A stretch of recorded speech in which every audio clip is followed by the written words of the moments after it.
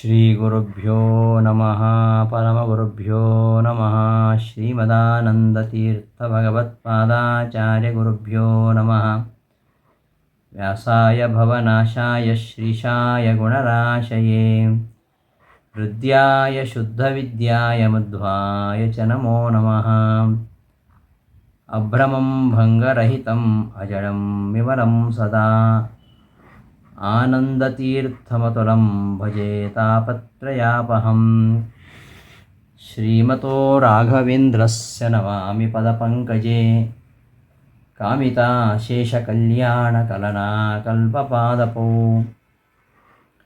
ಅಜ್ಞಾನತಿಮಿರಚ್ಛೇದಂ ಬುದ್ಧಿಸಂಪತ್ಪ್ರದಾಯಕಂ ವಿಜ್ಞಾನವಿಮಲಂ ಶಾಂತಂ ವಿಜಯಾಖ್ಯಗುರುಂ ಭಜೆ ತಪಸ್ವಾಧ್ಯಾಯ ಶುಶ್ರೂಷಾ ಕೃಷ್ಣಪೂಜಾರತಂ ಮುನಿಂ ವಿಶ್ವೇಶಮಿಷ್ಟದಂ ವಂದೇ ಪರಿವ್ರಾಟ್ ಚಕ್ರವರ್ತಿನಂ ಲಕ್ಷ್ಮೀನಾರಾಯಣಂ ನತ್ವಾ ಪೂರ್ಣಬೋಧಾನ್ ಗುರೋನಪಿ ಕುರ್ಮಃ ಶ್ರೀಕೃಷ್ಣಗೀತಾಯಾಃ ಭಾಷ್ಯಾದ್ಯುಕ್ತಾರ್ಥಸಂಗ್ರಹಂ. ಶ್ರೀಗುರುಭ್ಯೋ ನಮಃ. ಆತ್ಮೀಯರೇ, ಗೀತಾವೃತ್ತಿ ಪಾಠಕ್ಕೆ ಸುಸ್ವಾಗತ. ಭಗವದ್ಗೀತೆಯ 16ನೇ ಅಧ್ಯಾಯ ದೈವಾಸುರ ಸಂಪದ್ವಿಭಾಗ ಯೋಗ ಅಂತ ಹೇಳ್ತಾರೆ. ದೈವಿ ಮತ್ತು ಆಸುರಿ ಸಂಪತ್ತುಗಳನ್ನು ಕೃಷ್ಣ ಈ ಅಧ್ಯಾಯದಲ್ಲಿ ನಿರೂಪಿಸ್ತಾನೆ. ಮಾನವನ ಉನ್ನತಿಗೆ ಸಹಾಯಕರಾಗಿರತಕ್ಕಂತಹ ಸತ್ಯ, ಅಹಿಂಸೆ, ತ್ಯಾಗ, ತಪಸ್ಸು, ದಾನ, ದಯೆ ಇವೇ ಮೊದಲಾದ ಸದ್ಗುಣಗಳನ್ನು ದೈವಿ ಸಂಪತ್ತುಗಳು ಅಂತ ಇಲ್ಲಿ ಕರೀತಾ ಇದ್ದಾನೆ. ಇವುಗಳಿಗೆ ತೀರ ವಿರೋಧಿಯಾಗಿರತಕ್ಕಂತಹ ಮನುಷ್ಯನ ಒಂದು ಅಧಪತನಕ್ಕೆ ಕಾರಣಗಳಾಗಿರತಕ್ಕಂತಹ ಕೆಲವು ದುರ್ಗುಣಗಳಿವೆ. ದಂಭ, ದರ್ಪ, ಅಹಂಕಾರ, ಅಜ್ಞಾನ ಮೊದಲಾದ ದುರ್ಗುಣಗಳು. ಇವುಗಳೆಲ್ಲ ಆಸುರಿ ಸಂಪತ್ತುಗಳು ಅಂತ ಅನಿಸಿವೆ. ಈ ಆಸುರಿ ಸಂಪತ್ತು, ಅದರ ದುಷ್ಪರಿಣಾಮಗಳ ಒಂದು ಸವಿಸ್ತರ ವರ್ಣನೆಯನ್ನು ಈ ಅಧ್ಯಾಯದ ಆರಂಭದಲ್ಲಿ ಕೃಷ್ಣ ಮಾಡ್ತಾ ಇದ್ದಾನೆ.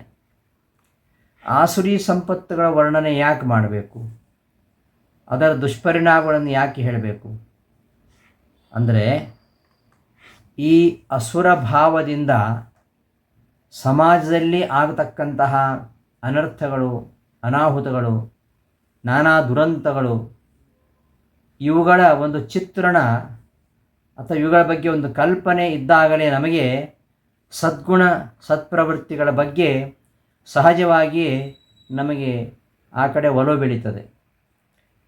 ಕತ್ತಲನ್ನು ಅನುಭವಿಸಿದವನಿಗೆ ಮಾತ್ರ ಬೆಳಕಿನ ಮಹತ್ವ ಹೇಗೆ ಗೊತ್ತಾಗುತ್ತೋ, ಆ ಕತ್ತಲೆಯನ್ನು ಅನುಭವಿಸದೆ ಬೆಳಕಿನ ಮಹತ್ವವನ್ನು ನಮಗೆ ಅರಿಯಲಿಕ್ಕೆ ಸಾಧ್ಯ ಇಲ್ಲ. ಅದಕ್ಕೋಸ್ಕರವಾಗಿ ಆಸುರಿ ಸಂಪತ್ತಿನ ಒಂದು ಭಯಾನಕವಾಗಿರತಕ್ಕಂತಹ ದೃಶ್ಯವನ್ನು ಪರಮಾತ್ಮ ಇಲ್ಲಿ ನಮ್ಮ ಮುಂದೆ ಚಿತ್ರಿಸ್ತಾ ಇದ್ದಾನೆ. ಇಲ್ಲಿ ಮಾಡಿರತಕ್ಕಂತಹ ಆಸುರಿ ಸಂಪತ್ತಿನ ವರ್ಣನೆ ಇದು ಅಂದು ಕೃಷ್ಣ 5000 ವರ್ಷಗಳ ಹಿಂದೆ ಆಸುರಿ ಸಂಪತ್ತಿನ ದುಷ್ಪ್ರಭಾವ, ಈ ಆಸುರಿ ದುರ್ಗುಣಗಳ ದುಷ್ಪರಿಣಾಮ ಏನು ಎಂಬುದನ್ನು 5000 ವರ್ಷಗಳ ಹಿಂದೆ ಕೃಷ್ಣ ಏನು ನಿರೂಪಣೆ ಮಾಡಿದ್ದಾನೆ, ಅದನ್ನು ಇವತ್ತು ನಾವು ಸಮಾಜದಲ್ಲಿ ಕಾಣ್ತಾ ಇದ್ದೇವೆ. ಇವತ್ತಿನ ಸಮಾಜದ ಚಿತ್ರ ಏನಿದೆ ಅದನ್ನೇ ಕೃಷ್ಣ ಅಂದೇ ನಮ್ಮ ಮುಂದೆ ಇಟ್ಟಿದ್ದಾನೆ. ಈ ಪ್ರಪಂಚವೇ ಸುಳ್ಳು, ಪ್ರಪಂಚದ ಅಸ್ತಿತ್ವವೇ ಇಲ್ಲ ಎಂಬುದಾಗಿ ಪ್ರಪಂಚದ ಅಸ್ತಿತ್ವವನ್ನೇ ನಿರಾಕರಿಸಿ ಜಗತ್ತಿನಲ್ಲಿ ತಾವು ಮಾಡಬೇಕಾಗಿರತಕ್ಕಂತಹ ಕರ್ತವ್ಯಗಳನ್ನು ಮಾಡದೆ ಅದರಿಂದ ವಿಮುಖರಾಗತಕ್ಕಂತಹ ಈ ಒಂದು ಅಕರ್ಮಣ್ಯತೆ, ಏನು ಮಾಡಬೇಕಂತಿಲ್ಲ, ಎಲ್ಲವೂ ಸುಳ್ಳೇ, ಯಾವುದು ಮಾಡಬೇಕಂತಿಲ್ಲ, ಏನು ಮಾಡಿದ ಏನು ಪ್ರಯೋಜನ, ಎಲ್ಲ ಸುಳ್ಳು, ಏನೂ ಆಗೋದಿಲ್ಲ ಅಂತ ನಾವು ನಿರ್ವಹಿಸಬೇಕಾಗಿರತಕ್ಕಂತಹ ಕರ್ತವ್ಯಗಳಿಂದ ವಿಮುಖರಾಗುವ ಸಾಧ್ಯತೆ ಇದೆ. ಇದು ಕೂಡ ಒಂದು ರೀತಿಯ ಆಸುರಿ ಪ್ರವೃತ್ತಿಯೇ. ಅಲ್ಲದೆ ಇನ್ನೊಂದು ಆಸುರಿ ಪ್ರವೃತ್ತಿ ಇದೆ. ಈ ಪ್ರಪಂಚ ವಿಶಾಲವಾಗಿರತಕ್ಕಂತಹ ಪ್ರಪಂಚ, ಇದನ್ನು ಪರಮಾತ್ಮ ನಿಯಂತ್ರಿಸ್ತಾ ಇದ್ದಾನೆ, ನಿಯಾಮಕನಾಗಿದ್ದಾನೆ. ಇದನ್ನು ನಾವು ಹಿಂದಿನ ಅಧ್ಯಾಯದಲ್ಲಿ ನೋಡಿದ್ದೇವೆ. ಈ ಪ್ರಪಂಚದ ನಿಯಾಮಕವಾಗಿರತಕ್ಕಂತಹ ಶಕ್ತಿ ಆ ಪರಮಾತ್ಮನನ್ನೇ ಅಲ್ಲಗಳೆದು, ಪರಮಾತ್ಮನೇ ಇಲ್ಲ, ಆ ಪರಮಾತ್ಮನನ್ನೇ ನಿರಾಕರಣೆ ಮಾಡಿ ಎಲ್ಲ ನೀತಿ ನಿಯಮಗಳನ್ನು ಉಲ್ಲಂಘಿಸಿ ಸ್ವಚ್ಛಂದ ವೃತ್ತಿಯಿಂದ ಭೋಗಪರಾಯಣರಾಗಿ ನಡೆಸುವಂಥದ್ದು ಕೂಡ ಮತ್ತೊಂದು ಬಗೆಯ ಆಸುರಿ ವೃತ್ತಿ ಅಂತ ಹೇಳ್ಬೋದು. ಇದನ್ನು ನಾವು ಇವತ್ತು ಕಾಣ್ತಾ ಇದ್ದೀವಿ. ಅದನ್ನೇ ಕೃಷ್ಣನಿಗೆ ಮುಂದೆ ಹೇಳ್ತಾನೆ, ಅಸತ್ಯಂ ಅಪ್ರತಿಷ್ಠಂತೆ ಜಗದಾಹುರನೀಶ್ವರಂ.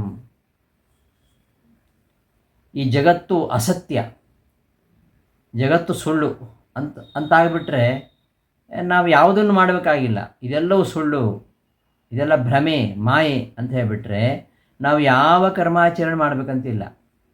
ಹೀಗೆ ಈ ಜಗತ್ತು ಅಸತ್ಯ ಎಂಬುದು ನಮ್ಮನ್ನು ಅಕರ್ಮಣ್ಯತೆಯ ಕಡೆಗೆ ನಮಗೆ ಅದು ಕೊಂಡೊಯ್ಯುತ್ತದೆ. ಇನ್ನು ಈ ಪರಮಾತ್ಮನೇ ಇಲ್ಲ ಅಂತ ಸ್ವಚ್ಛಂದ ಅಂತ ಹೇಳುವಂಥದ್ದು, ಪರಮಾತ್ಮ ಇಲ್ಲ ಅಂತ ಹೇಳೋದು, ಜಗತ್ತು ಸುಳ್ಳು ಅಂತ ಹೇಳೋದು, ಮತ್ತೊಂದು ಪರಮಾತ್ಮ ಇಲ್ಲ ಅಂತ ಹೇಳೋದು, ಇವೆರಡನ್ನೂ ಕೂಡ ಆಸುರಿ ಪ್ರವೃತ್ತಿ ಅಂತ ಕೃಷ್ಣ ಇಲ್ಲಿ ಹೇಳ್ತಾ ಇದ್ದಾನೆ. ಜಗತ್ತು ಅಸತ್ಯ ಅಂತಾದಾಗ ನಾವು ಯಾವುದು ಮಾಡಬೇಕಂತಿಲ್ಲ, ಎಲ್ಲವೂ ವ್ಯರ್ಥವೇ, ಎಲ್ಲವೂ ಸುಳ್ಳು. ಹಾಗಾಗಿ ಅಕರ್ಮಣ್ಯತೆಗೆ ಅದು ಪ್ರಚೋದಕವಾಗುತ್ತೆ, ಜಗತ್ತು ಅಸತ್ಯ ಎಂಬುವಂಥದ್ದು. ಹಾಗಾಗಿ ಯಾರು ಯಾವ ಕರ್ಮವನ್ನು ಮಾಡೋದಿಲ್ಲ. ಇನ್ನು ಈಶ್ವರನೇ ಇಲ್ಲ ಅಂತ ಹೇಳಿಬಿಟ್ರೆ ಯಾರಿಗೂ ಈಶ್ವರನ ಭಯ ಇಲ್ಲ, ಈಶ್ವರನಲ್ಲಿ ಭಕ್ತಿ ಇಲ್ಲ. ಹಾಗಾಗಿ ಎಲ್ಲರೂ ಕೂಡ ಸ್ವಚ್ಛಂದವಾಗಿ ಇರ್ತಾರೆ, ಸ್ವಚ್ಛಂದವಾಗಿ ವ್ಯವಹರಿಸ್ತಾರೆ.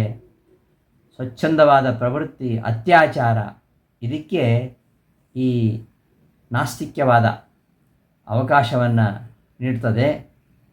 ನಮ್ಮ ಕಣ್ಣೆದುರಿಗೆ ಇರತಕ್ಕಂತಹ ಈ ದೃಶ್ಯ ಪ್ರಪಂಚ ಹಾಗೂ ಇದರ ನಿಯಾಮಕನಾಗಿರತಕ್ಕಂತಹ, ಇದರ ಒಡೆಯನಾಗಿರತಕ್ಕಂತಹ ಪರಮಾತ್ಮನನ್ನು ನಿರಾಕರಿಸ್ತಕ್ಕಂತಹ ಈ ವಾದಗಳಿವೆಯಲ್ಲ, ಈ ವಾದಗಳ ಗೊಂದಲಗಳಿಂದ ನಾವು ಕರ್ತವ್ಯ ಪರಾಮುಖರಾಗ್ತೇವೆ, ಸ್ವೇಚ್ಛಾಚಾರಿಗಳಾಗಿ ಬೆಳಿತೇವೆ. ಆದ್ದರಿಂದ ಇದು ಆಸುರಿ ಪ್ರವೃತ್ತಿ. ಈಗ ನೋಡಿ, ಒಂದು ದೈವಿ ಪ್ರಜ್ಞೆ ಇದ್ದರೆ ಮನುಷ್ಯ ಏನು ಮಾಡ್ತಾನಂದರೆ, ಇನ್ನೊಬ್ಬರಿಗೆ ಕಷ್ಟ ಬಂದಾಗ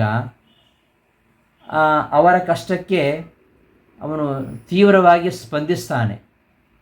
ಆದರೆ ಈ ಪ್ರಪಂಚ ಸುಳ್ಳು, ಪರಮಾತ್ಮನೇ ಇಲ್ಲ ಅಂತ ಆಗಿಬಿಟ್ರೆ ಎಂತಹ ಕಷ್ಟ ವಿಪತ್ತುಗಳು ಬಂದಾಗಲೂ ಒಬ್ಬ ವ್ಯಕ್ತಿ ಬಹಳ ತೀವ್ರವಾದ ವೇದನೆಯಿಂದ ನರಳುತ್ತಾ ಇದ್ದರೂ ಕೂಡ ಅವನ ಒಂದು ಆ ಕಷ್ಟವನ್ನು ಪರಿಹಾರ ಮಾಡಲಿಕ್ಕೋಸ್ಕರವಾಗಿ ಯಾವತ್ತೂ ಯಾರೂ ಧುಮುಕುವುದಿಲ್ಲ. ಅವನಿಗೆ ಸಹಾಯ ಮಾಡಬೇಕೆಂಬ ಒಂದು ಉತ್ಸಾಹದ ಪ್ರವೃತ್ತಿಯೇ ಅವನಿಗಿರುವುದಿಲ್ಲ. ಯಾವನು ಜಗತ್ತು ಅಸತ್ಯ ಅಂತ ಹೇಳ್ತಾನೋ. ಹಾಗಾಗಿ ಎಲ್ಲವೂ ಅಸತ್ಯ ಅಂತಾದಾಗ ಸುಖ ದುಃಖಗಳು ಅಸತ್ಯ. ಹಾಗಾಗಿ ಇನ್ನೊಬ್ಬರ ಕಷ್ಟಗಳಿಗೆ ಸ್ಪಂದಿಸ್ತಕ್ಕಂತಹ ಒಂದು ಪ್ರವೃತ್ತಿಯನ್ನು ಅವನು ಕಳ್ಕೊಂಡ್ಬಿಡ್ತಾನೆ. ಹಾಗಾಗಿ ಅವನ ದೃಷ್ಟಿಯಲ್ಲಿ ಪ್ರಪಂಚ ಅಸತ್ಯ ಅಂತ ಹೇಳ್ತಕ್ಕಂಥವನ ದೃಷ್ಟಿಯಲ್ಲಿ ಇದೆಲ್ಲವೂ ಸ್ವಪ್ನ ಪ್ರಪಂಚ. ಸ್ವಪ್ನದ ಘಟನೆಗಳಿಗೆ ಯಾವ ಮಹತ್ವ ಇಲ್ಲ. ಈ ಸ್ವಪ್ನದ ಘಟನೆಗಳಿರ್ತಕ್ಕಂತಹ ಮಹತ್ವವನ್ನೇ ವಾಸ್ತವ ಪ್ರಪಂಚಕ್ಕೂ ನಾವು ನೀಡ್ತೇವೆ. ಕನಸಿನಲ್ಲಿ ನೋಡಿದ್ದೆ, ಅದು ಕನಸು, ಅದೆಲ್ಲ ಏನಿಲ್ಲ ಅಂತ ಅದಕ್ಕೆ ನಾವು ಹೇಗೆ ಮಹತ್ವವನ್ನು ಕೊಡೋದಿಲ್ವೋ, ಹಾಗೆಯೇ ವಾಸ್ತವ ಪ್ರಪಂಚದಲ್ಲಿಯೂ ಕೂಡ ನಾವು ಇದೇ ರೀತಿಯಾದ ಮನೋವೃತ್ತಿಯನ್ನು ಬೆಳೆಸಿಕೊಂಡು ನಮ್ಮ ವೈಯಕ್ತಿಕ ಹಾಗೂ ಸಾಮಾಜಿಕವಾಗಿರತಕ್ಕಂತಹ ಎಲ್ಲ ಕರ್ತವ್ಯಗಳಿಂದ ನಾವು ದೂರವಾಗಿ ಬಿಡುತ್ತೇವೆ. ಇದಕ್ಕಿಂತಲೂ ಗಂಡಾಂತರಕಾರಿಯಾಗಿರತಕ್ಕಂತಹ ವಿಷಯ ಅಂದರೆ, ಈ ಪ್ರಪಂಚದ ಒಡೆಯ ಪರಮಾತ್ಮ, ಅವ ಸರ್ವಜ್ಞನಾಗಿದ್ದಾನೆ, ಸರ್ವಶಕ್ತನಾಗಿದ್ದಾನೆ, ವಿಶ್ವವ್ಯಾಪಕನಾಗಿದ್ದಾನೆ. ಇದನ್ನು ಅಂಗೀಕರಿಸದೇ ಇರುವಂಥದ್ದು, ಇದನ್ನು ಅಂಗೀಕರಿಸದೇ ಇದ್ದಾಗ ಬಹಳ ಅನರ್ಥಗಳಿವೆ. ಕೆಲವರು ಏನು ಮಾಡ್ತಾರೆ, ಜಗತ್ತನ್ನು ಒಪ್ತಾರೆ, ಕೆಲವರು ಜಗತ್ತು ಕಾಲ್ಪನಿಕ ಅಂತ ಹೇಳ್ತಾರೆ.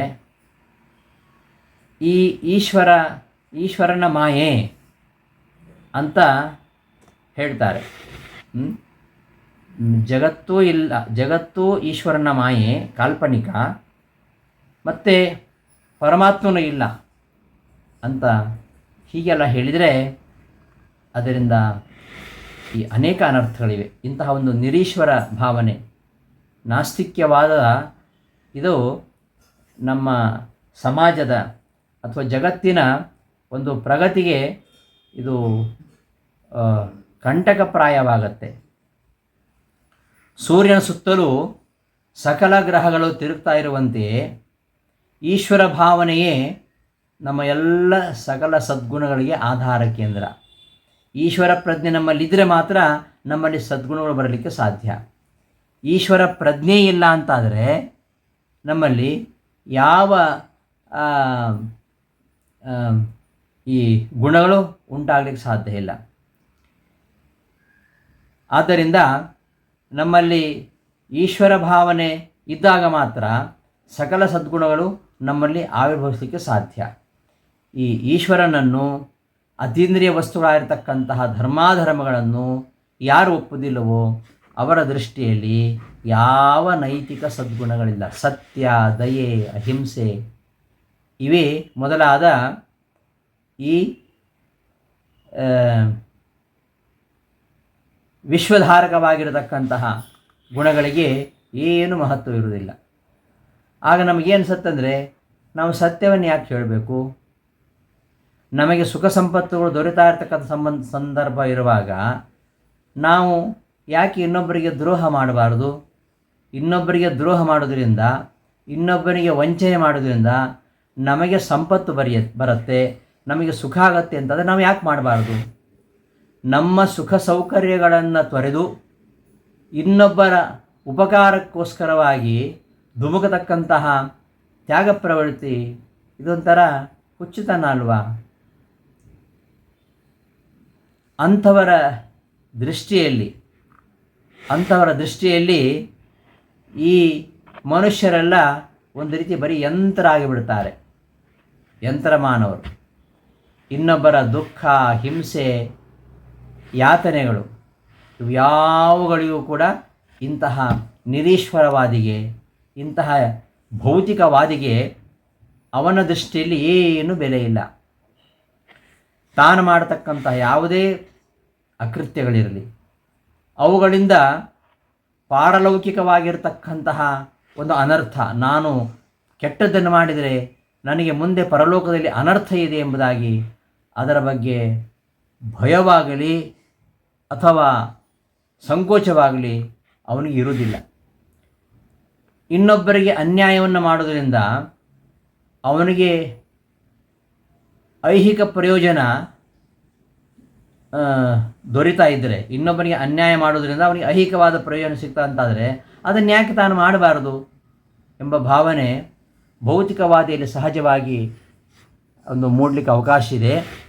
ಹೀಗಾಗಿ ಈ ಸ್ವಾರ್ಥ ಸಾಧನೆಗೋಸ್ಕರವಾಗಿ ಮನುಷ್ಯ ಯಾವ ಹೇಯ ಕೃತಿಗಳಿಗೂ ಇಳಿಲಿಕ್ಕೆ ಸಿದ್ಧನಾದಾನೆ.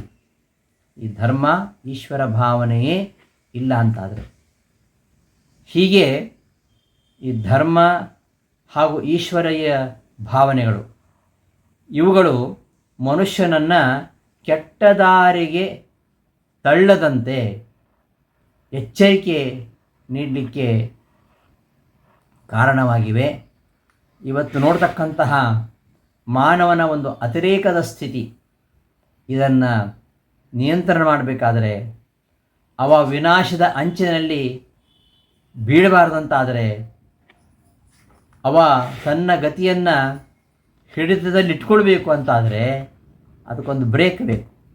ಬ್ರೇಕ್ ಇಲ್ಲದೆ ಹೋದರೆ ವಾಹನ ಹೇಗೆ ಅಪಘಾತಕ್ಕೀಡಾಗತ್ತೋ ಹಾಗೆ ಈಶ್ವರೀಯ ಭಾವನೆ ಇಲ್ಲ ಅಂತಾದರೆ ಮಾನವನ ಸ್ಥಿತಿ ಕೂಡ ಹಾಗೆ ಆಗತ್ತೆ.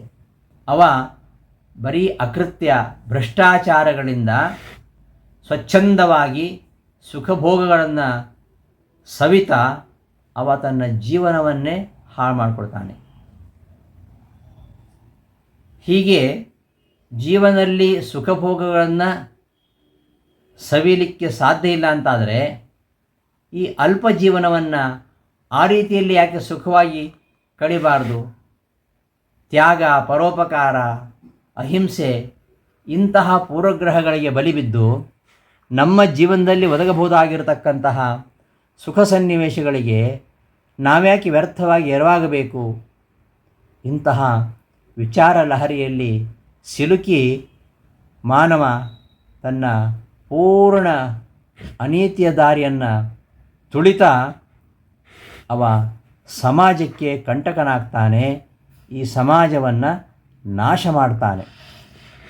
ಆದ್ದರಿಂದ ಈ ದೈವಿ ಭಾವನೆ ಇದ್ದರೆ, ದೈವಿ ಭಾವನೆ ಇದರ ಆಧಾರದಲ್ಲಿ ಮಾನವನ ಮನಸ್ಸಿನಲ್ಲಿ ಈ ಒಂದು ಸದ್ಗುಣಗಳ ಸಂಸ್ಕಾರಗಳು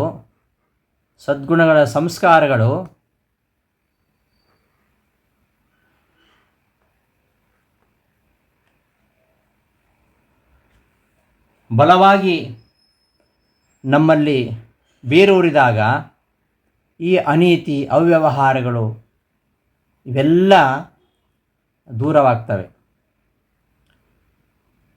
ಈ ದೇವರನ್ನು ಒಪ್ಪದೇ ಇರಲಿ, ಆದರೆ ಈ ನೀತಿ, ಶೀಲ, ಚಾರಿತ್ರ್ಯ ಇವುಗಳ ಮಹತ್ವವನ್ನು ಪ್ರತಿಯೊಬ್ಬರೂ ಅಂಗೀಕರಿಸ್ತಾರೆ. ಸಮಾಜದಲ್ಲಿ ಶಾಂತಿ, ಸುವ್ಯವಸ್ಥೆ ನೆಲೆಸಬೇಕಂತಾದರೆ ದೇವರನ್ನು ಒಪ್ಪುವ ವಿಚಾರ ಬಿಡಿ, ಆದರೆ ಈ ನೀತಿ, ಶೀಲ, ಚಾರಿತ್ರ್ಯ ಇವುಗಳ ಮಹತ್ವವನ್ನು ಪ್ರತಿಯೊಬ್ಬರೂ ಕೂಡ ಇಂತಹ ಅನರ್ಥಗಳಿಗೆ ಹೆದರಿ ಅಂಗೀಕರಿಸಬೇಕಾಗತ್ತೆ.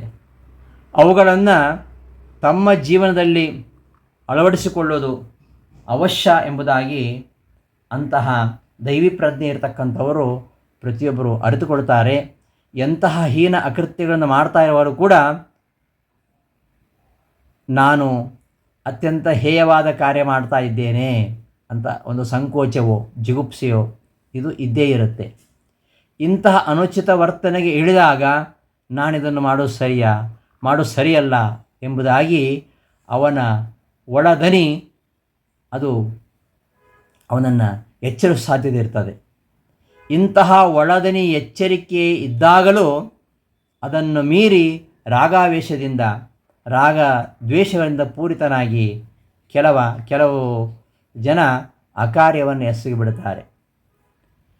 ಹೀಗೆ ಈಶ್ವರ ಭಾವನೆಯಿಂದ ಸದ್ಗುಣ ಸಂಸ್ಕಾರಗಳು ಬಲವಾದ ರೀತಿಯಲ್ಲಿ ಸಮಾಜದಲ್ಲಿ ರೂಢಮೂಲವಾದಾಗ ಸಮಾಜ ಅದು ಸುಸ್ಥಿರವಾಗಲಿಕ್ಕೆ ಸಾಧ್ಯ.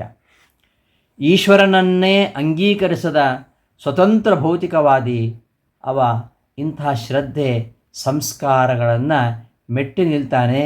ತನ್ನ ಲೌಕಿಕ ಜೀವನದ ಸುಖಭೋಗಗಳಿಗೆ ಅವ ಹೆಚ್ಚು ಪ್ರಾಶಸ್ತ್ಯ ಕೊಡ್ತಾನೆ. ಅದು ದೊರೆತದೇ ಇರುವಂಥ ಆತಂಕಕ್ಕೊಳಗಾಗ್ತಾನೆ.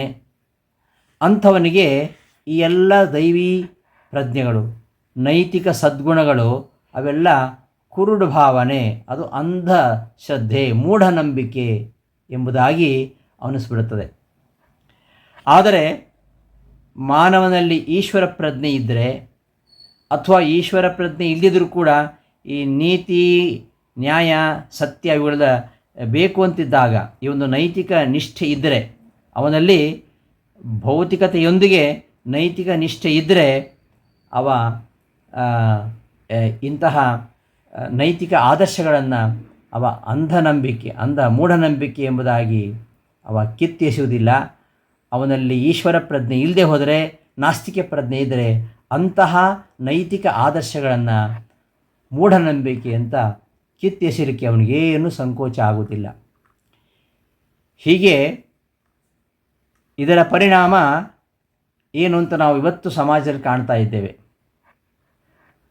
ಆದ್ದರಿಂದ ಇಂತಹ ಆಸುರಿ ಸಂಪತ್ತುಗಳ ದುಷ್ಪರಿಣಾಮಗಳನ್ನು ಕಂಡಾಗ ನಮಗೆ ಇಂತಹ ಸಮಾಜ ಬೇಕಾ ಅಂತ ಅನಿಸುತ್ತೆ. ಈ ರೀತಿಯಲ್ಲಿ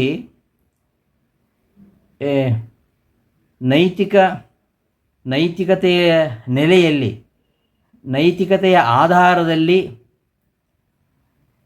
ನಮ್ಮ ಜೀವನ ರೂಪುಗೊಳ್ಳದೆ ಹೋದರೆ ಎಲ್ಲ ನೈತಿಕತೆ ಆದರ್ಶಗಳು ಪೂರ್ತಿಯಾಗಿ ಮರೆಯಾಗಿ ಬಿಡುತ್ತವೆ.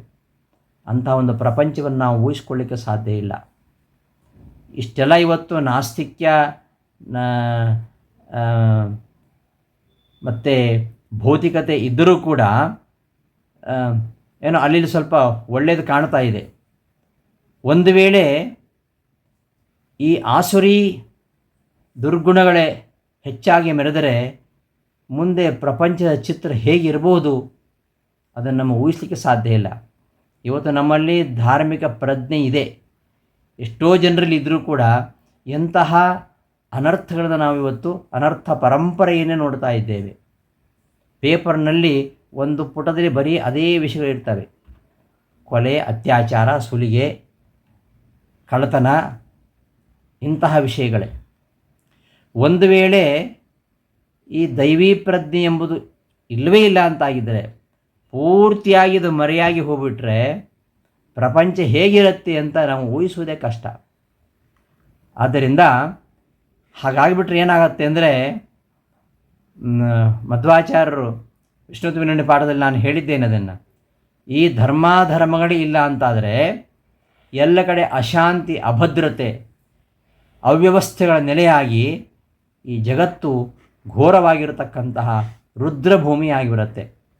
ಏತಾಂ ದೃಷ್ಟಿಂ ಅವಷ್ಟಭ್ಯ ನಷ್ಟಾತ್ಮಾನೋಲ್ಪ ಬುದ್ಧಯ ಪ್ರಭವಂತಿ ಉಗ್ರಕರ್ಮಾಣ ಕ್ಷಯಾಯ ಜಗತೋ ಅಹಿತಾಹ ಅಂತ ಮುಂದೆ ಇದೇ ಅಧ್ಯಾಯದಲ್ಲಿ ಹೇಳ್ತಾನೆ.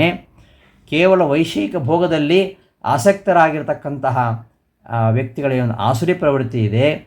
ಅವರು ಆ ಒಂದು ಪ್ರವೃತ್ತಿಯ ಜನರು ಈ ಸಾಂಸಾರಿಕ ಸುಖಾನುಭವವೇ ತಮ್ಮ ಜೀವನದ ಪರಮ ಪುರುಷಾರ್ಥ ಅಂತ ಭಾವಿಸಿಬಿಡ್ತಾರೆ.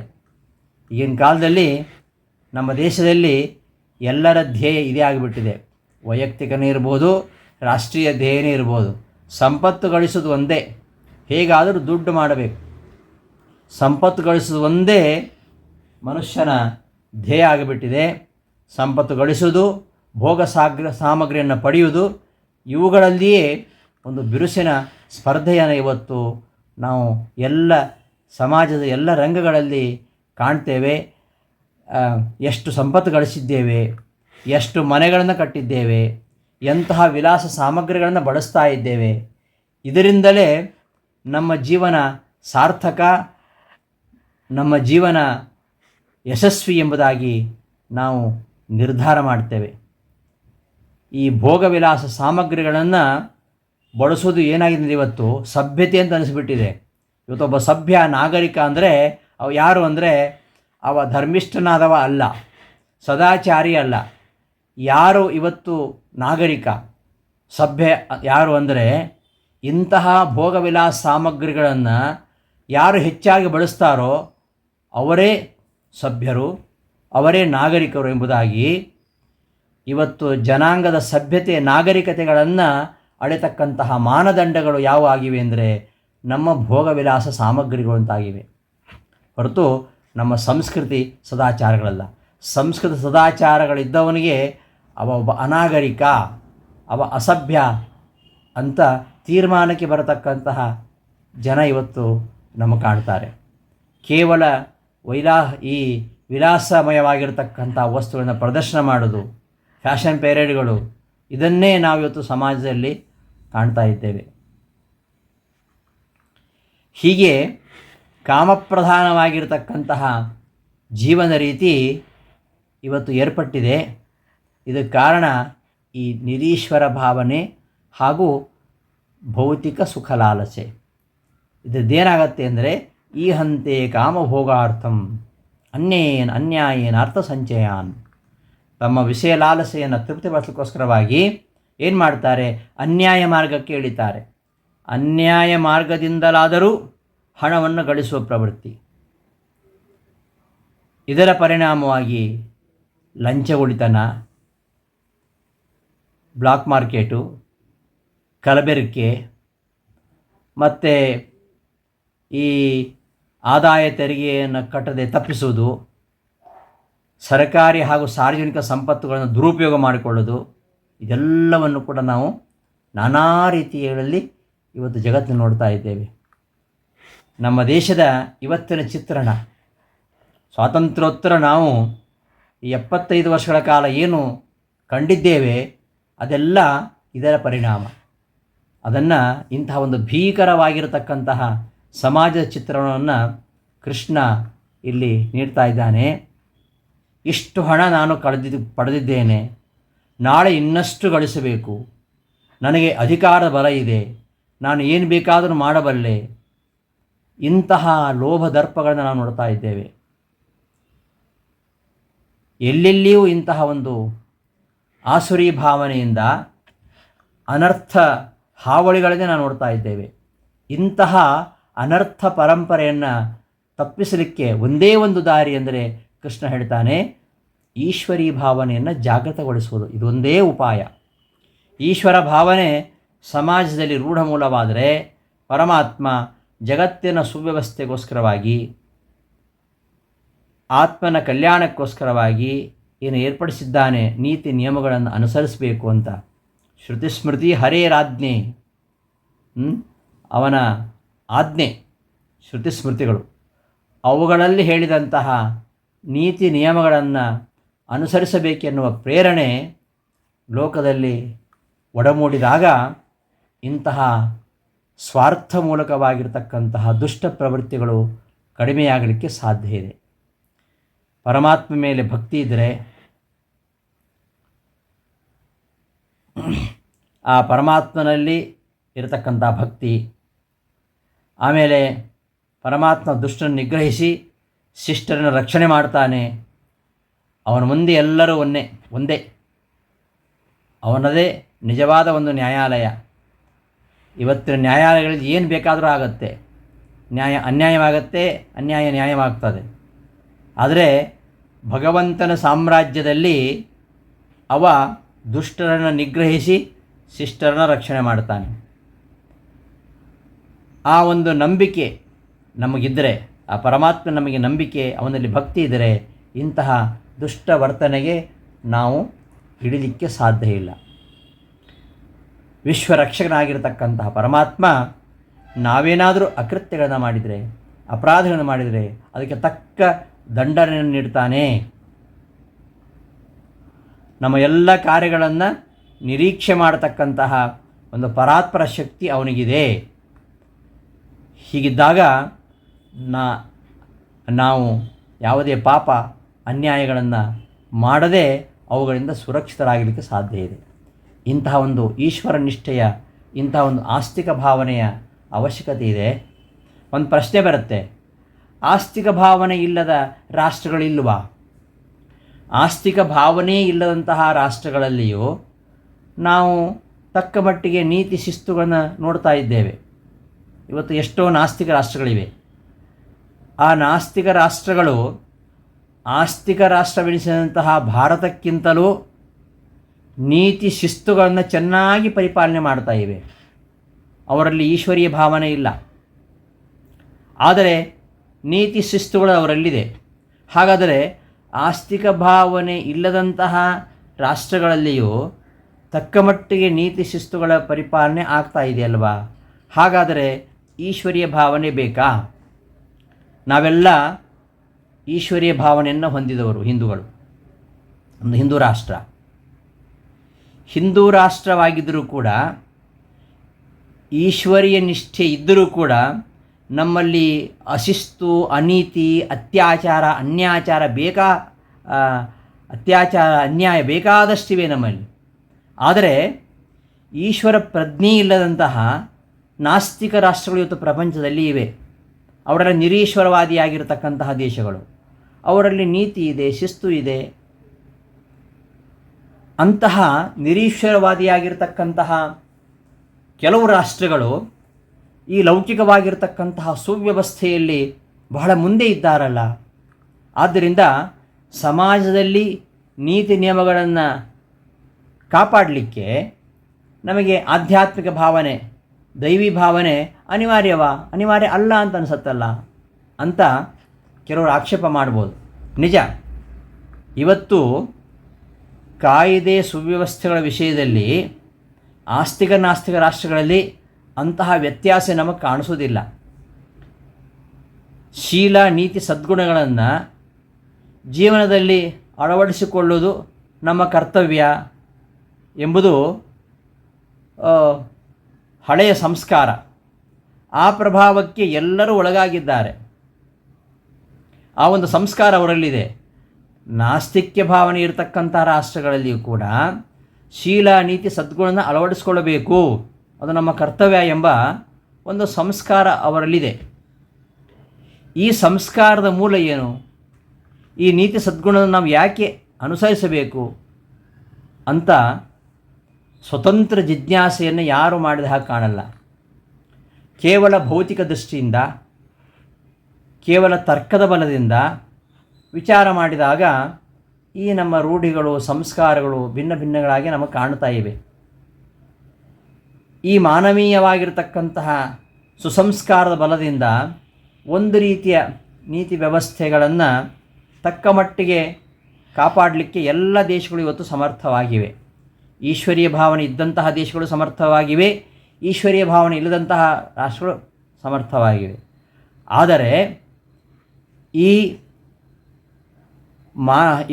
ಮಾನವೀಯ ಸಂಸ್ಕಾರ, ಮಾನವೀಯತೆ ಅಂತ ಹೇಳ್ತೀವಲ್ಲ, ಮಾನವೀಯತೆ ಇರಬೇಕಾದ್ರೆ ಈಶ್ವರ ಪ್ರಜ್ಞೆ ಇರಲೇಬೇಕಂತಿಲ್ಲ. ಈಶ್ವರ ಪ್ರಜ್ಞೆ ಇಲ್ಲದೆ ಇದ್ದವನಲ್ಲೂ ಮಾನವೀಯತೆ ಇದೆ. ಮಾನವೀಯತೆಯ ನೆಲೆಗಟ್ಟಿನಲ್ಲಿ ಮಾನವೀಯವಾದ ಸುಸಂಸ್ಕಾರದ ಬಲದಿಂದ ಒಂದು ರೀತಿಯ ನೀತಿ ವ್ಯವಸ್ಥೆ ಎಲ್ಲ ದೇಶಗಳಲ್ಲಿ ಕೂಡ ಇದೆ.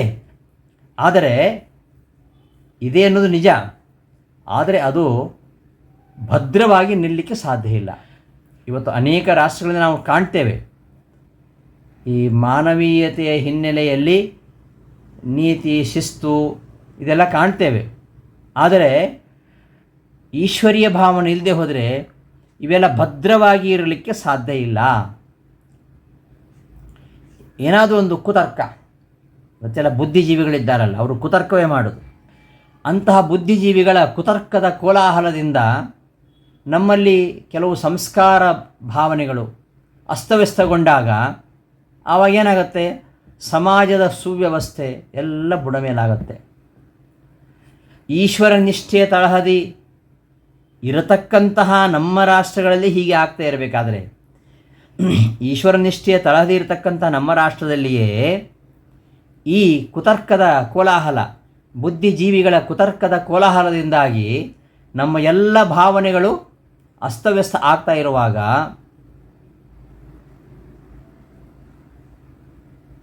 ಹೀಗಿರುವಾಗ ಈಶ್ವರ ನಿಷ್ಠೆ ಇಲ್ಲದೆ ಕೇವಲ ಈ ಮಾನವೀಯತೆ ನೆಲೆಯಲ್ಲಿ ಉಂಟಾಗಿರತಕ್ಕಂತಹ ಸಂಸ್ಕಾರ ಭಾವನೆಗಳು ಅವುಗಳು ಅಸ್ತವ್ಯಸ್ತವಾದಾಗ ಸಮಾಜದ ಸುವ್ಯವಸ್ಥೆ ಬುಡಮೇಲಾಗಬಹುದು.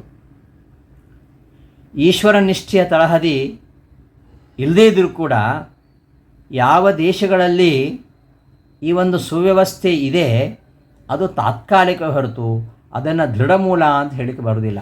ಅದೆಲ್ಲ ಉಸುಕಿನ ಮನೆ ಯಾವಾಗ ಬೇಕಾದರೂ ಕುಸಿದು ಬೀಳ್ಬೋದು. ಆ ಉಸುಕಿನ ಜೊತೆಗೆ ಸಿಮೆಂಟ್ ಸೇರಿಸಿ ಗಟ್ಟಿಯಾಗಿ ಕಟ್ಟಿದರೆ ಮಾತ್ರ ಆ ಸೌಧ ಗಟ್ಟಿಯಾಗಿ ನಿಲ್ಲತ್ತೆ. ಬರೀ ಮರಳಿನ ಮನೆ, ಕೇವಲ ಮಾನವೀಯತೆಯ ನೆಲೆಗಟ್ಟಿನಲ್ಲಿ ಕಟ್ಟಿದಂತಹ ರಾಷ್ಟ್ರ ಅದು ಸುಭದ್ರವಾಗಿ ಇರಲಿಕ್ಕೆ ಸಾಧ್ಯ ಇಲ್ಲ. ಅದಕ್ಕೋಸ್ಕರವಾಗಿ ಈಶ್ವರ ನಿಷ್ಠೆ ಅದು ನಮ್ಮ ಜೀವನದ ತಳಹದಿ ಆಗಬೇಕು ಅಂತ ಕೃಷ್ಣ ಇಲ್ಲಿ ಈ ದೈವಿ ಸಂಪತ್ತುಗಳು ಹಾಗೂ ಆಸುರಿ ಸಂಪತ್ತುಗಳು ಎರಡನ್ನೂ ಕೂಡ ವಿವರಿಸ್ತಾ ಇದ್ದಾನೆ. ಇನ್ನೊಂದು ನಮಗೆ ಪ್ರಶ್ನೆ ಬರುತ್ತೆ, ಆಯ್ತಪ್ಪ, ನಿಮ್ಮ ದೇಶದಲ್ಲಿ ಭಾರಿ ಈಶ್ವರಿ ಪ್ರಜ್ಞೆ ಇದೆ ಭಾರತದಲ್ಲಿ, ಹಾಗಾದರೆ ಪರಮಾತ್ಮನಲ್ಲಿ ಭಕ್ತಿ ಭಾವನೆ ಇದ್ದಾಕ್ಷಣ ಎಲ್ಲವೂ ಸರಿ ಹೋಗಿದೆಯಾ? ಅದನ್ನು ಹೇಗೆ ನಂಬೋದು? ನಮ್ಮಲ್ಲಿ ಪರಮಾತ್ಮನಲ್ಲಿ ಭಕ್ತಿ ಇದ್ದವರು ಇದ್ದಾರೆ, ಧಾರ್ಮಿಕರು ಇದ್ದಾರೆ, ಅಧಾರ್ಮಿಕರು ಇದ್ದಾರೆ, ದೈವಭಕ್ತರು ಇದ್ದಾರೆ, ದೇವರನ್ನು ಅಲ್ಲಗಳೆಯವರು ಇದ್ದಾರೆ. ಧಾರ್ಮಿಕರಾದವರು, ಈ ಅಧಾರ್ಮಿಕರು ಬಿಡಿ, ಅಥವಾ ನಿರೀಶ್ವರವಾದಿಗಳನ್ನು ಬಿಡಿ, ಧಾರ್ಮಿಕರಾದವರು ಕೂಡ, ಧಾರ್ಮಿಕ ಪ್ರಜ್ಞೆ ಇದ್ದವರು, ಪರಮಾತ್ಮನಲ್ಲಿ ಭಕ್ತಿ ಭಾವನೆ ಇದ್ದವರು, ಅವರು ಅಕೃತ್ಯವನ್ನು ಮಾಡ್ತಾ ಇಲ್ವ ಯಾವುದನ್ನು? ಅವರು ಬೇಕಾದಷ್ಟು ಅಕೃತ್ಯವನ್ನು ಮಾಡ್ತಾ ಇರೋದು ನಾವು ನೋಡ್ತಾ ಇದ್ದೇವೆ. ಬಾಯಲ್ಲಿ ರಾಮ ಮಂತ್ರ ಹೇಳ್ತಾ ಇದ್ರು ಕೂಡ ಅವರು ಕುತಂತ್ರವೇ ಮಾಡ್ತಾ ಇರ್ತಾರೆ. ಇದನ್ನು ನಾವು ಕಾಣ್ತೇವೆ. ಪೂಜಾ ಜಪ ಪಾರಾಯಣಗಳಲ್ಲಿ ಹೆಚ್ಚು ವೇಳೆಯನ್ನು ಕಳಿತಕ್ಕಂಥವರು ಕೂಡ ಇವತ್ತು ದ್ರೋಹ ವಂಚನೆಗಳಿಂದ ಇನ್ನೊಬ್ಬರ ಸೊತ್ತನ್ನು ಎತ್ತಿ ಹಾಕಿಲ್ವಾ? ಹೀಗೆ ಸಮಾಜದ ನೈತಿಕ ಸುಧಾರಣೆಯಾಗತಕ್ಕಂಥ ಈ ಆಕ್ಷೇಪ ವಾಸ್ತವ. ಇದು ದೈವಿ ಭಾವನೆ ಇದ್ದಾಕ್ಷಣ ಎಲ್ಲವೂ ಸರಿಯಾಗತ್ತೆ ಅಂತ ಒಪ್ಪಲಿಕ್ಕಾಗೋದಿಲ್ಲ, ನಿಜ. ಈ ದೈವಿ ಭಾವನೆಯಿಂದ ಸಮಾಜದ ನೈತಿಕ ಸುಧಾರಣೆ ಆಗುವಂಥದ್ದು ಇದು ಆಕ್ಷೇಪ ಮಾಡತಕ್ಕಂಥ ವಿಷಯವೇ. ಆದರೆ ಕೆಲವು ಧಾರ್ಮಿಕ ಮನ್ಯರಿದ್ದಾರಲ್ಲ, ಅವರು ಧರ್ಮಿಷ್ಠರಲ್ಲ, ಧಾರ್ಮಿಕರಂತೆ ತೋರಿಸ್ಕೊಳ್ತಾರೆ. ಅಂಥವರ ಕೃತಿಗಳಿಂದ ಹೀಗಾಗಿರುವಂಥದ್ದು. ನಿಜವಾದ ಧರ್ಮನಿಷ್ಠೆ ಇಲ್ಲ ಅವರಿಗೆ. ನಿಜವಾದ ಧರ್ಮನಿಷ್ಠೆ ಇಲ್ಲದೇ ಇರುವುದರಿಂದ ಈ ರೀತಿಯ ಆಭಾಸಗಳು ನಮಗೆ ಕಾಣ್ತಾ ಇವೆ. ನಿಜವಾದ ಭಗವದ್ಭಕ್ತನಾಗಿದ್ದರೆ ಅವ ಯಾವತ್ತೂ ಹೇಯವಾಗಿರ್ತಕ್ಕಂಥ ಕೃತಿಗೆ ಇಳಲಿಕ್ಕೆ ಸಾಧ್ಯ ಇಲ್ಲ. ಭಕ್ತಿ, ಧರ್ಮನಿಷ್ಠೆ ಇವುಗಳು ಕೇವಲ ಬಾಹ್ಯ ಪ್ರದರ್ಶನಗಳಿಂದ ನಾವು ನಿರ್ಧಾರ ಮಾಡಲಿಕ್ಕೆ ಆಗೋದಿಲ್ಲ. ಪೂಜಾ ಪಾರಾಯಣಗಳಿಂದಲೇ ಒಬ್ಬ ವ್ಯಕ್ತಿ ಅವನ ಭಕ್ತಿ ಎಂಥದ್ದು ನಮಗೆ ಅಳಲಿಕ್ಕೆ ಸಾಧ್ಯ ಇಲ್ಲ. ಇವತ್ತು ಧರ್ಮದ ಸೋಗಿನಲ್ಲಿ ತಮ್ಮ ಅವ್ಯವಹಾರಗಳನ್ನು ಮುಚ್ಚತಕ್ಕಂತಹ ಎಷ್ಟು ಡಾಂಭಿಕರನ್ನು ಇವತ್ತು ನಾವು ಕಾಣ್ತೇವೆ. ಹೀಗೆ ಈ ನಮ್ಮ ಜೀವನ ವ್ಯವಹಾರದಲ್ಲಿ ಧಾರ್ಮಿಕ ಪ್ರಜ್ಞೆ ಅದು ಆಗಿದ್ದರೆ ಮಾತ್ರ ಅಂತಹ ಒಬ್ಬ ಧರ್ಮಿಷ್ಠನ ಜೀವನ ಪರಿಶುದ್ಧ ಹಾಗೂ ಸದ್ಗುಣ ಸಂಪನ್ನ ಆಗಿರಲಿಕ್ಕೆ ಸಾಧ್ಯ ಇದೆ. ಇಂತಹ ಈಶ್ವರನನ್ನು ನಾವು ಒಪ್ಪಿಕೊಂಡರೂ ಆ ನಿಷ್ಠೆಯು ದೃಢವಾಗಿ ನಮ್ಮ ಅಂತರಂಗದಲ್ಲಿ ಬೇರೂರದೇ ಇರುವುದರಿಂದ ನಮ್ಮಲ್ಲಿ ಕೆಲವೊಮ್ಮೆ ಅಧರ್ಮದಲ್ಲಿ ಪ್ರವೃತ್ತಿ, ನಾಸ್ತಿಕ ವಿಚಾರದ ಸ್ವಚ್ಛಂದ ಪ್ರವೃತ್ತಿ ಇದೆಲ್ಲ ನಮ್ಮ ಜೀವನದಲ್ಲಿ ಕಂಡುಬರ್ತದೆ. ನಿಜವಾದ ಭಗವದ್ಭಕ್ತಿಯು ಅದು ಖಂಡಿತವಾಗಿಯೂ ನಮ್ಮ ದೇಶದಲ್ಲಿ ಹಬ್ಬಿದರೆ ಈ ಜನರ ಒಂದು ರೀತಿ ನೀತಿಗಳಲ್ಲಿ ಖಂಡಿತವಾಗಿಯೂ ಕೂಡ ಒಂದು ಕ್ರಾಂತಿಕಾರಕವಾಗಿರ್ತಕ್ಕಂತಹ ಪರಿವರ್ತನೆ ಆಗಲಿಕ್ಕೆ ಸಾಧ್ಯ ಇದೆ. ಆದ್ದರಿಂದ ಈ ಭಕ್ತಿಭಾವವನ್ನು ಬೆಳೆಸಿ ಅದರಲ್ಲಿ ನೈಜತೆಯನ್ನು ನಿರ್ಮಿಸಿದರೆ ಮಾತ್ರ ಅದರ ಒಂದು ಸತ್ಪರಿಣಾಮ ಅದು ಸದೃಶವಾಗಿರುವಂಥದ್ದು. ಆದ್ದರಿಂದ ಈ ಆಸುರಿ ಸಂಪತ್ತುಗಳ ಒಂದು ಘೋರ ಚಿತ್ರಣವನ್ನು ನಮ್ಮ ಮುಂದೆ ಕೃಷ್ಣ ಮೊದಲಿಡ್ತಾ ಇದ್ದಾನೆ, ಇಟ್ಟು ಆಮೇಲೆ ದೈವಿ ಸಂಪತ್ತುಗಳನ್ನು ಹೇಳ್ತಾ ಇದ್ದಾನೆ. ಹೀಗೆ ಇವೆಲ್ಲ ವಿಚಾರಗಳನ್ನು ಇಲ್ಲಿ ಈ ಅಧ್ಯಾಯದಲ್ಲಿ ಪರಮಾತ್ಮ ನಿರೂಪಣೆ ಮಾಡ್ತಾನೆ. ಈ ಯಾರು ಪರಮಾತ್ಮನ ತಿರಸ್ಕಾರ ಮಾಡಿ ಲೋಕ ವ್ಯವಸ್ಥೆಯನ್ನೇ ಹಾಳು ಮಾಡ್ತಾರೋ ಅಂತಹ ಆಸುರಿ ಪ್ರವೃತ್ತಿಯ ಜನರನ್ನು ಅವನು ಅಸುರರು ಅಂತ ಕಳೆದಿದ್ದಾನೆ. ಅವರು ಖಂಡಿತವಾಗಿಯೂ ಒಂದು ಹಂತವರೆಗೆ ಮೆರೆದರೂ ಕೂಡ ಮುಂದೆ ಅವರು ದುರ್ಗತಿಯನ್ನು ಕಂಡೇ ಕಾಣ್ತಾರೆ. ಆಸುರೀಂ ಯೋನಿಂ ಆಪನ್ನಾಹ ಮೂಢಾಹ ಜನ್ಮನಿ ಜನ್ಮನಿ ಮಾಂ ಅಪ್ರಾಪ್ಯೈವ ಕೌಂತೆಯ ತಥೋ ಯಾಂತಿ ಅಧಮಾಂ ಗತಿಂ. ಅವರು ತಮ್ಮ ದುಷ್ಟಕೃತಿಗಳಿಂದ ಏನೋ ಲೋಕದಲ್ಲಿ ಚೆನ್ನಾಗಿದ್ದಾರೆ ಅಂತ ಕಾಣುತ್ತೆ. ಆದರೆ ಅವರು ತಾವು ಮಾಡತಕ್ಕಂತಹ ಪಾಪಕೃತ್ಯಗಳಿಂದ ಪರಮಾತ್ಮನಿಂದ ದೂರ ಸರಿತಾರೆ, ಅಧರ್ಮಾತ್ಮರಾಗ್ತಾರೆ. ಅವನತಿಯ ದಾರಿಯಲ್ಲೇ ನಡೆದು ಕೊನೆಗೆ ಪರಮಾತ್ಮನನ್ನು ಸೇರತಕ್ಕಂತಹ ಸಂಭವವನ್ನೇ ಪೂರ್ಣವಾಗಿ ಕಳ್ಕೊಳ್ತಾರೆ. ಅವರು ಅಂಧಕಾರದಲ್ಲಿ, ಗಹನವಾಗಿರತಕ್ಕಂಥ ಅಂಧಕಾರದಲ್ಲಿ ಹೋಗಿ ಬೀಳ್ತಾರೆ. ಅಂತಹ ಆಸುರಿ ಪ್ರವೃತ್ತಿಯ ಜನರು ಪರಮಾತ್ಮನ ಅವಕೃಪೆಗೆ ಗುರಿಯಾಗಿ ಅವರು ಅಧಪಾತವನ್ನು ಹೊಂತಾರೆ. ಆದರೆ ಈ ದೈವಿ ಸಂಪತ್ತನ್ನು ಗಳಿಸಿದಂತಹ ವ್ಯಕ್ತಿ ಅವ ತನ್ನ ಸಾತ್ವಿಕ ವೃತ್ತಿ ಏನಿದೆ ಆ ಸಾತ್ವಿಕ ಪ್ರವೃತ್ತಿ, ಅಂತಹ ಸಾತ್ವಿಕ ವೃತ್ತಿಯ ಸಜ್ಜನ ಸಮುದಾಯ ಆಧ್ಯಾತ್ಮಿಕ ಸೋಪಾನದಲ್ಲಿ ಕ್ರಮಕ್ರಮವಾಗಿ ಮುಂದುವರಿತಾ ಪರಮಾತ್ಮನ ಅನುಗ್ರಹವೇ ಮಹೋನ್ನತವಾಗಿರತಕ್ಕಂತಹ ಅನುಗ್ರಹ ಅಂತ ಭಾವಿಸ್ತಾ ಅವ ಮುಕ್ತಿಯ ಮಹದಾನಂದ ಹೊಂತಾನೆ. ಹೀಗೆ ಸಜ್ಜನರಿಗೂ ದುರ್ಜನರಿಗೂ ಆಗತಕ್ಕಂತಹ ಒಂದು ಗತಿ ವೈವಿಧ್ಯ ಅದನ್ನು ಕೃಷ್ಣ ಈ ಅಧ್ಯಾಯದಲ್ಲಿ ನಿರೂಪಣೆ ಮಾಡ್ತಾ ಇದ್ದಾನೆ. ಹೀಗೆ ಮಾನವನ ಭೌತಿಕ ಪ್ರವೃತ್ತಿ ಮತ್ತು ಅವನ ಕಾಮನೆಗಳು ಅದಕ್ಕೆ ಒಂದು ಮೇರೆ ಗಡಿ ಒಂದು ಸೀಮೆಯನ್ನು ಹಾಕಿ ಲೋಕದ ಈ ಪ್ರಗತಿ ಅದು ಆಗಬೇಕು. ಅದಕ್ಕೆ ಅನುಕೂಲವಾಗುವ ರೀತಿಯಲ್ಲಿ ಸಮಾಜ ಸುವ್ಯವಸ್ಥಿತವಾಗಿ ಸುನಿಯಂತ್ರಿತವಾಗಿ ಇರಬೇಕು ಅಂತಾದರೆ ಅದಕ್ಕೆ ದೈವಿ ಸಂಪತ್ತುಗಳನ್ನು ಅಳವಡಿಸ್ಕೊಳ್ಬೇಕು. ಆ ವಿಚಾರವನ್ನು ಈ 16ನೇ ಅಧ್ಯಾಯದಲ್ಲಿ ಕೃಷ್ಣ ನಿರೂಪಿಸ್ತಾನೆ. ಅದನ್ನು ವಿಸ್ತಾರವಾಗಿ ನಾವು ಮುಂದಿನ ಪಾಠದಲ್ಲಿ ನೋಡೋಣ ಅಂತ ಹೇಳ್ತಾ ಈ ದಿನದ ಪಾಠವನ್ನು ಸಮಾಪ್ತಿಗೊಳಿಸ್ತೇನೆ. ಶ್ರೀಕೃಷ್ಣ ಅರ್ಪಣಮಸ್ತು. ಧನ್ಯವಾದಗಳು.